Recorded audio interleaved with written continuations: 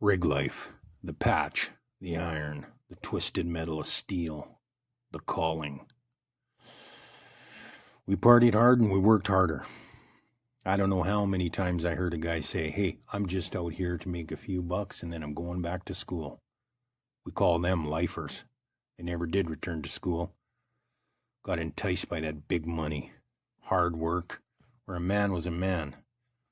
Men were made out of steel, and the rigs were made out of wood, they used to say.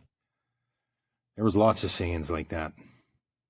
Joints came in 9-meter lengths, dope came in 5-gallon pails, and there was a pusher on every rig. Yeah, she was a life. It was a hard life, though. Givers and takers. I remember a guy named Dave Hinton, motorman, good guy, nice guy. I always liked the rig life because I remember when I first started working on the rig, me and Stuart Lancaster, he was the derrick man, I was in fresh roughneck, and Dave Hinton was the motorman.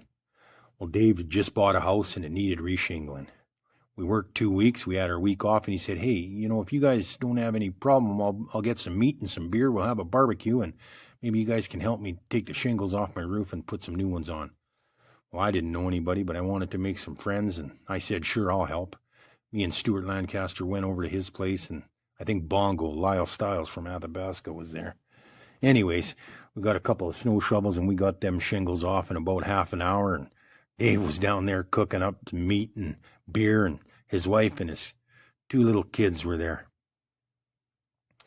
Anyways, we reshingled, and I thought to myself, these are the kind of guys that'll work, and they'll come and give you a hand. I liked it. I liked the people. I liked the life. Some years later, though, I guess things didn't work out with Dave's wife there, and, well, you know how the story goes. You know what happens to a white, hard-working guy in Alberta that goes through a divorce or separation.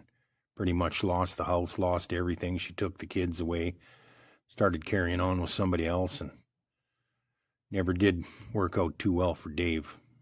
Got into the sauce too much, and that poor bastard hung himself in the garage one day.